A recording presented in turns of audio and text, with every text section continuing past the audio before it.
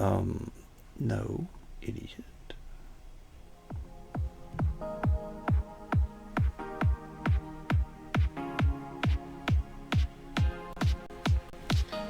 Okay, PJNet.TV Part 2. I think we've got everything lined up, and let's hope that we're in sync. We are recording, we are streaming.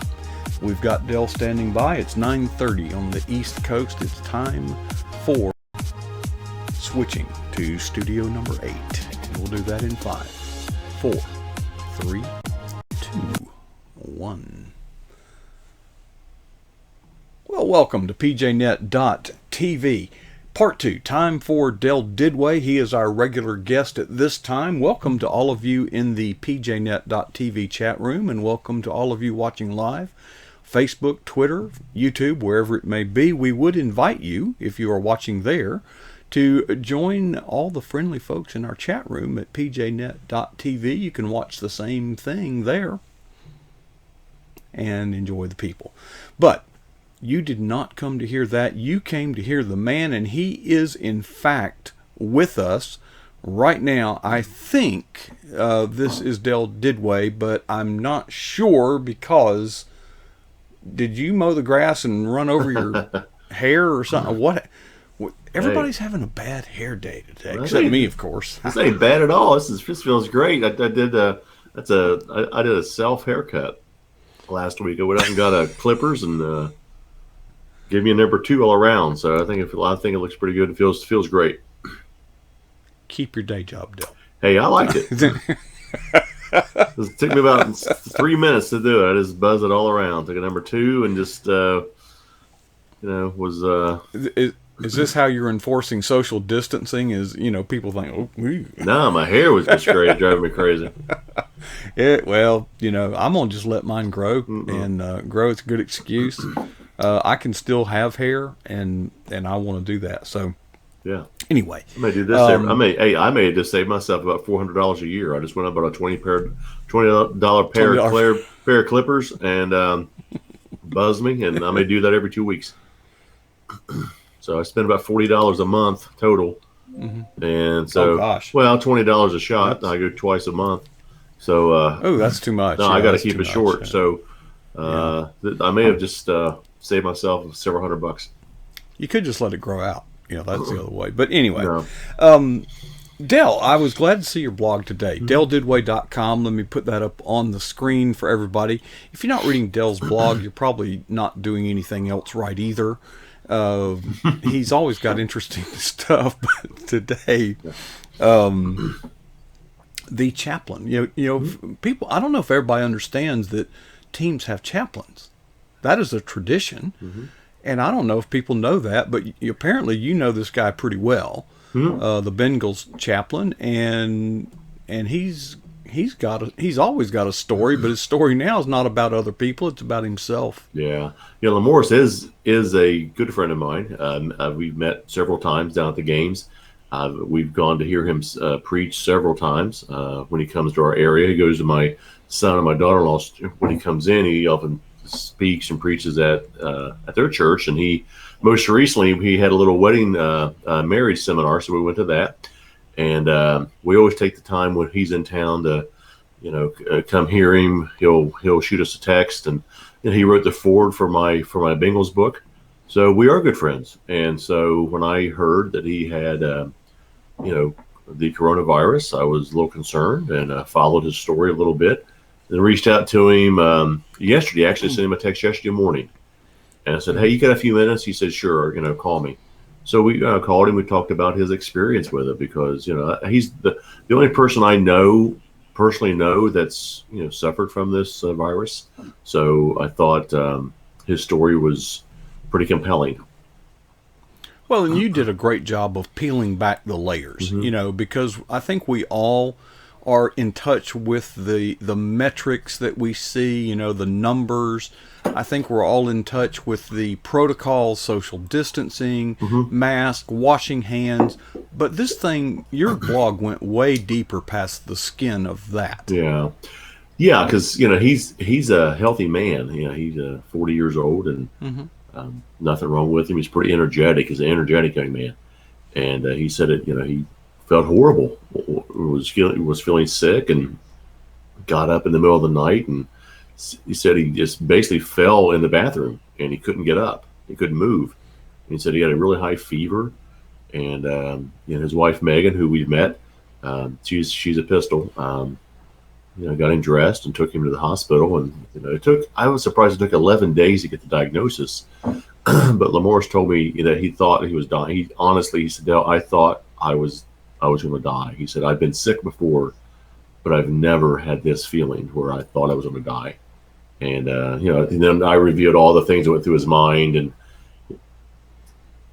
some things he would miss out on. So it was pretty compelling, and good conversation we had. So we're better. We're glad he's better, and that he'll see his kids grow up now. he said he was convinced he was not going to see that. Well, it was very revealing to me, because none of us really want to give a lot of thought to mortality.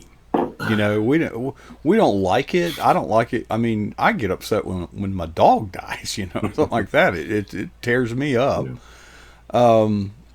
And then I haven't thought of it in the way he did, Yeah. because he's not only thinking of the personal trauma that he's undergoing. Mm-hmm. I have often said I'm not so afraid of dying as I'm afraid of the trauma that is sometimes associated with it. Mm-hmm. I don't want to go through any trauma, and I certainly don't want to be a burden to those around me. So the first thing that you reveal is the burden of, the responsibility would be better, Yeah. of what others have to muster up around people that are afflicted, Yeah. whether it's corona or anything else. Right, because obviously the responsibility he has as a father and a husband, he wouldn't be there, because he told me, he said he never met his dad, has no idea if his dad walked up to him today. He said he would have no idea who he is. Never met him. Grew up on the south side of Chicago. Was involved with some gangs. So Lamorse lived a pretty rough life when he was a child. So he said he didn't want his kids to be fatherless. So that ran through his mind. And what I experienced now, my grandkids. He said, I want to have I want to see my grandkids. I want to play with them. So he was spoiled. Yeah. So he did say that. So, and Lamorse is a fun, energetic young man, and and you mentioned earlier he is a chaplain. Most teams do have chaplains. There are a few that do not. And really? there are some. In some teams, they are paid. Some are not. And so depending on the team, and some teams it's voluntary, but all the players respect him, and a lot of players have spoken well of him to me, so that always says a good thing. And right after each game, Lamorse is down there, we always hook up, we always talk a little bit and chat. He's always around.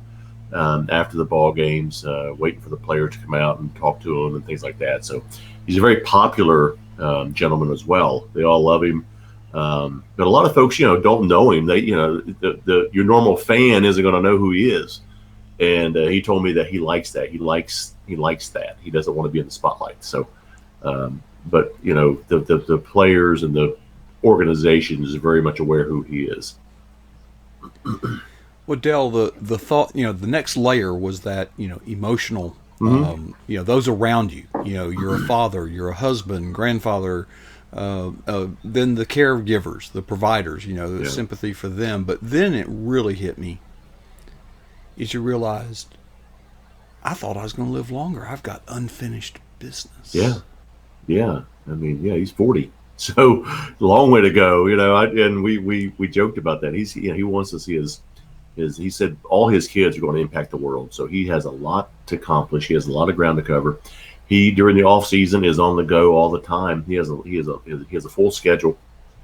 He told me he's in and out of airports all the time. So he's on the go. He has a lot to do. He and his wife, I won't get into too much into this because it's not, he has something pretty big in the works. that would not be finished if he doesn't live. So he's talked to me about it. It is an awesome thing that he'll probably be able to announce in the next few months. But he's working on something that's going to be big, and it will impact people. It will impact players. And I don't know if we'll be involved in it or not, but it's going to be kind of a thrilling thing he's doing. So that wouldn't be there if he doesn't make it. So he's got a lot on his plate. He's got a full agenda. Well, Dell, I hope you can remember the next time you speak to him to let him know that this coach says the following: play every play as if it's late in the fourth quarter and we're behind. Because we think we're going to live tomorrow, next week, and the fact is we don't know. And that once we come, as he did, face to face with our own mortality, if you don't walk away with a sense of urgency, you might as well have died. Yeah. And if you don't share that sense of urgency with others, you might as well have died. Folks, we have work to do, and we can't wait until conditions are right. We can't wait until we feel like it. We can't wait for someone else to come on board. I'm preaching. Anyway. Yeah, and he talked about, that he loves his kids, he loves his family, but he said I can't remember how he worded it. He says, I love them more, even though I don't see how that's possible.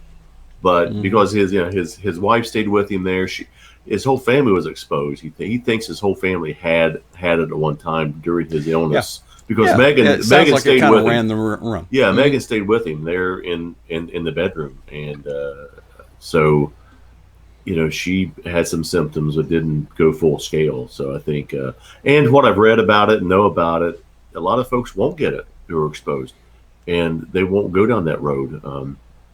Again, it's a very serious issue, but 0.002% of the people who get it die. And for that 0.002%, that's pretty significant. But in statistical terms, right, it's very minuscule. Well, in perspective, and this is where this is what happens when panic sets in.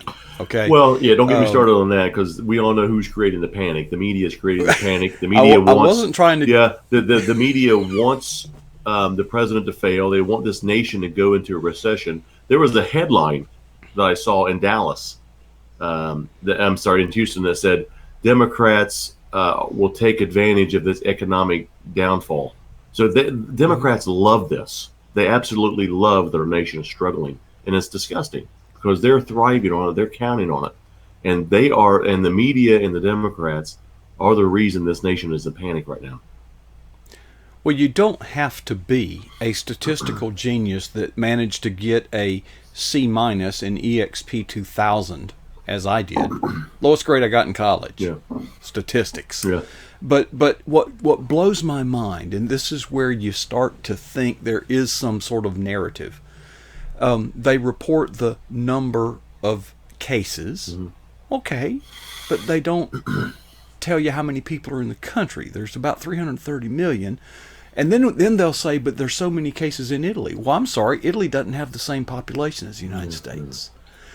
Well, per capita, per thousand, folks. Yeah. You've got to normalize those statistics. And then, of course, then they talk about the mortality rate, which, as you pointed out, is about it depends on how you express it, 1.5%. Okay, now let's get some perspective. How many people die on our highways every year? Right. About 47,000. Do we call for let's all go back to riding bicycles and walking? Folks, we have to get some perspective, okay? We're all going to die. And then, depending on what you believe, there seems to be some cooking of the books. Let me guess. If I had a car wreck, let's say, and died, they would test me for coronavirus. If I tested positive, they would say I died of that. That's a good chance. Yeah, they are cooking the books, and there's evidence of that. I'm so glad tonight that President Trump did announce that he is withholding. It is official today He is withholding money from the World Health Organization pending an investigation. The Democrats' heads and the media's heads blew up today because they just went beside themselves. And you saw the one gal from CBS just had a complete meltdown, shouting, screaming, had to be physically removed from the press conference. So the media's lost their minds, and the media used to be a pretty noble and honorable profession, and it's just full of dangerous American-hating people.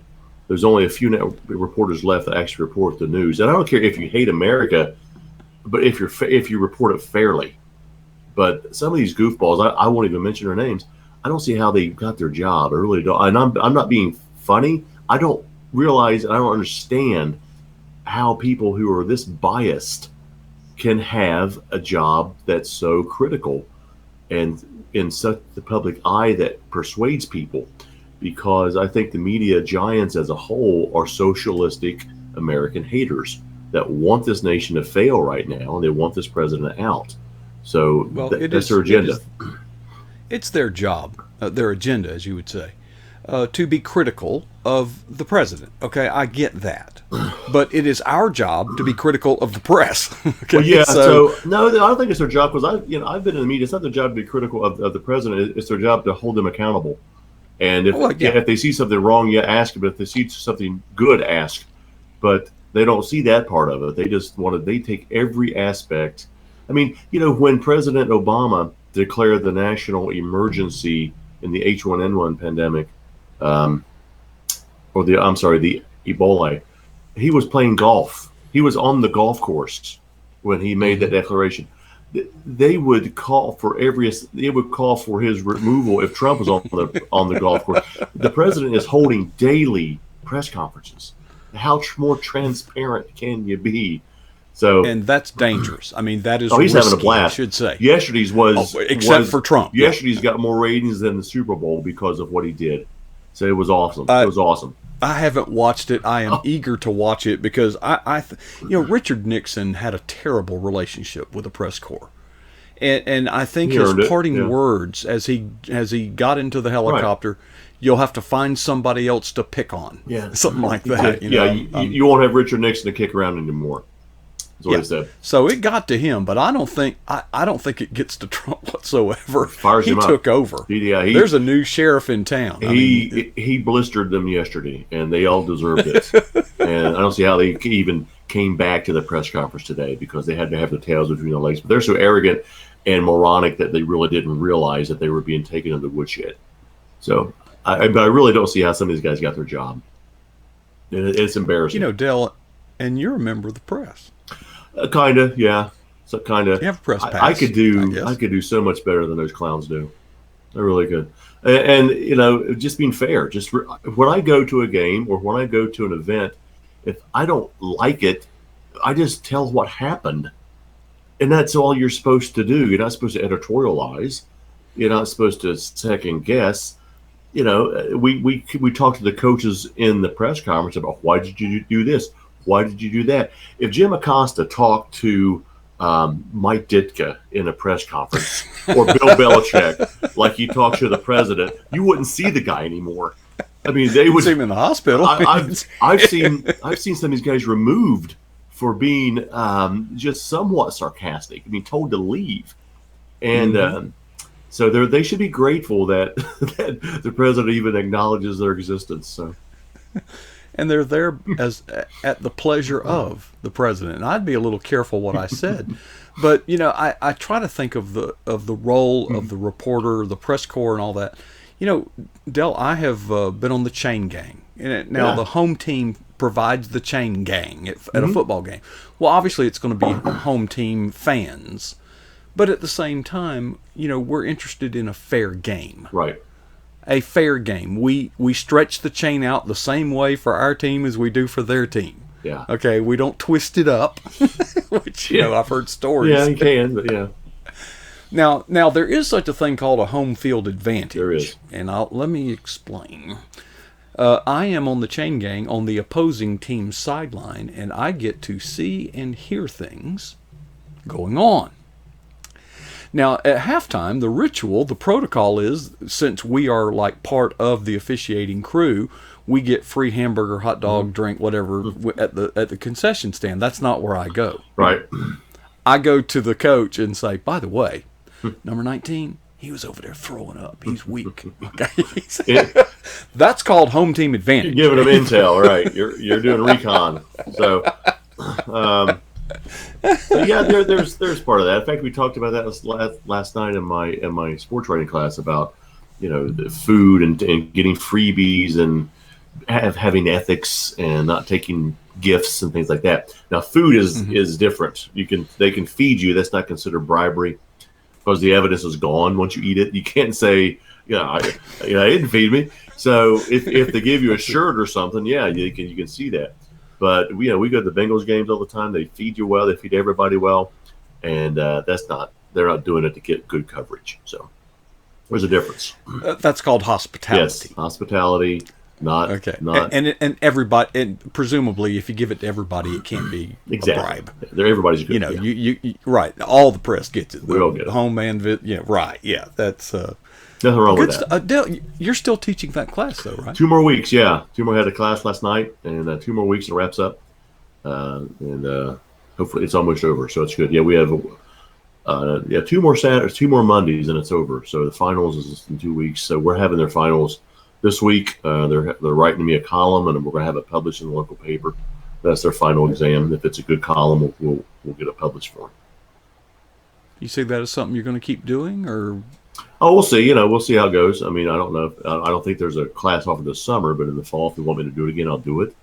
If not, I'm not going to sit there and cry about it. But I don't have nothing to do, so it's been a fun time. And obviously, the last several weeks have been doing it online. It's not as good. Yeah. You don't get as much from it. Everybody's doing classes online. It's just, it's bad enough for them to listen to me for 2 hours in person, but when you do it online, I don't blame if they clock out. So well, yeah, you don't know what. Anyway, you can't see them. I don't care what they're doing. They could be shooting you a bird, and you wouldn't know. I don't care. They paid for the class. They can do what they want. If they don't want to attend, they don't have to attend. So they're responsible. If they don't show up, they're not going to pass. So this is college. Yeah, you got it. Presumably, football season. You alluded to this in your blog. Presumably, football season going to go as planned. And where are you going to be on Friday nights? If it's high school football, we'll probably be doing the broadcast again, and then Sundays I'll be down in Cincinnati during home games. I don't go to away games anymore.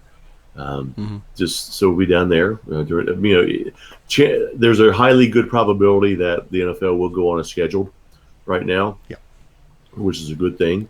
And so I'm going to have a busy fall. I'm going to have the NFL to go to. I'll be having several events in the fall to go to that I should have been going to this summer, but it's all good. Nothing.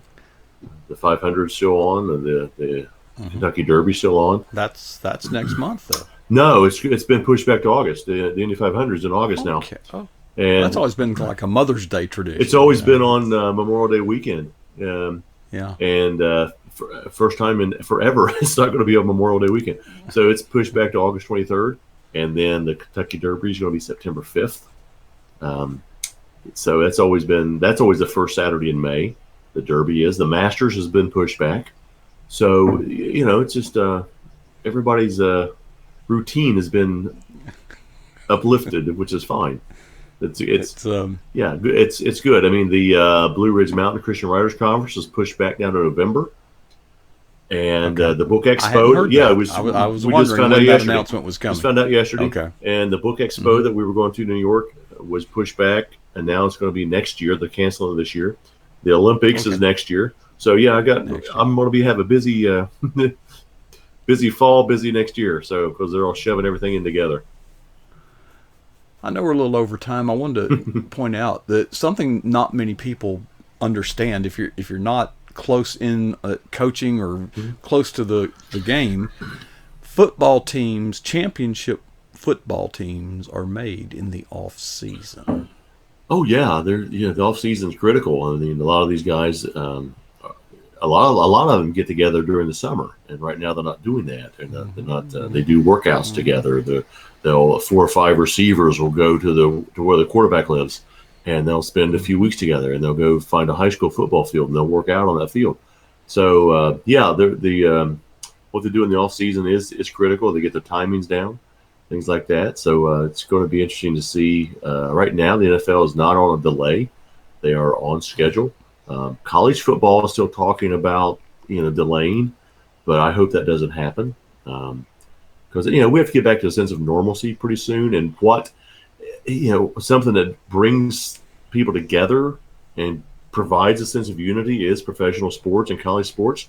Because you remember when 9/11 happened in New York City, there was the World Series going on, and they debated whether to have that game a couple nights after the towers fell, and everybody wanted it to take place, and it brought about the sense of unity when President Bush went out there and threw the first pitch, and what a better venue than New York City to do that in, and so sports has a way of unifying everybody when it matters.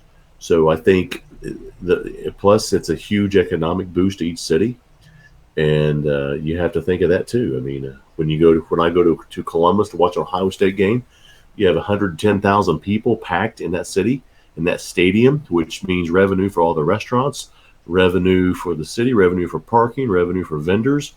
It's just you got millions of dollars poured into a city, and that's a big impact when that city doesn't have it. So I read a story the other day about the Indianapolis 500 and how some of these little shops, that's their Black Friday. They need that to survive. So they've pushed it back a few months.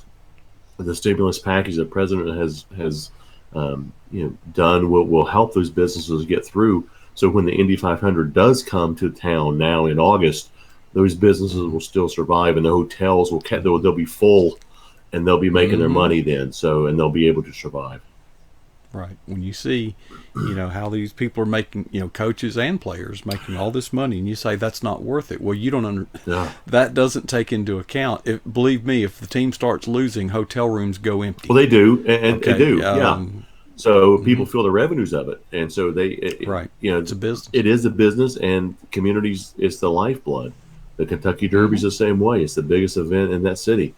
And it's one day a year. At least the Indy 500 is all month, but they depend on that. They need that money. They need people to come in. You're talking 300, 400,000 people shoved into a racetrack for one day.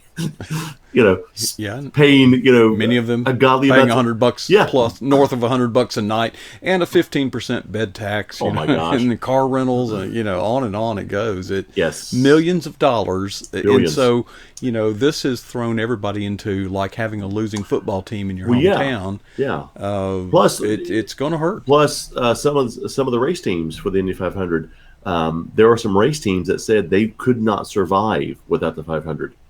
Because their sponsors pay them, so they need that money too. If they can't go to the 500, they're going to fold up. Yeah. So everything depends on everybody working together. So it's imperative we get back to work. It's imperative that that we don't listen to the media and don't listen to some of these things. Dr. Fauci, back in January said this is not a big deal. Then a couple of weeks later, he says we need to shut down the country. So, what does he really know what he's talking about? Because he went from one extreme to the other. So, it's a unique and a very intriguing perspective of what's going on. Tough situation. Well, Dale, we have blown the top off of the time limit, but we always do. You're an interesting guy. I can't help it. I just love conversing with you. But Dale, thanks for taking time out. I know we're all kind of stuck here with each other, but and grow that hair out. I like it. I think I'm going to show you how to do it. You've already shown me, and hey, good.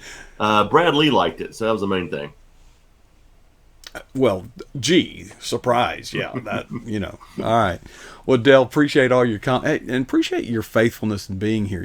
We've been doing this over a year now, And you've been right there at the tip of the spear, and what you're doing, and everything that and everybody else is doing with us is a good thing. And I appreciate all your help, man. We got. When I saw you at the North Carolina conference, you signed me to another year-long contract, so I have to have my obligations. Yeah. Okay. I do have something for you. Awesome. And yeah. Look at that. Whoops. I don't know right, left. You can't see it, but folks, I think I took them out of the box. They came from China. Oh, yeah. I left them in a box. Yeah, really. Disinfect them. So, right. So I'm going to be circling up all of our regularly scheduled guests and sending them a lapel pin so that we can, I was gonna be in uniform. I was going to wear the shirt tonight, but Joe was asleep in the room. I didn't want to wake him up. So I'll wear it next week. Just a small token of my appreciation, Dale. Awesome. I appreciate you, man. Good to have you on board. Thanks for everybody listening and being in the chat room. I'm going to go in and listen and respond to some stuff here in a minute. There you go. See you then. Del Didway every Tuesday night here on pjnet.tv. Folks, there is so much to do. Folks, I don't know how well we are in sync. I'm a little bit worried about it, but we do have a lot of new stuff. And that's a good thing, but we got a lot of little wrinkles we got to iron out of the fabric along the way. And I hope that this went better than last night. And if it didn't, we'll keep adjusting until it's right. New software, new computer, new everything. And folks, it's all for advancing the kingdom of Christ. This is the place where ordinary people like you and I have a chance to share our walk with Jesus Christ. That's what we do here. Folks, it's time to go. I've got a lot of work to do tonight, and it's going to take me longer because it's new software, and it takes me longer. But I want to ask you two questions.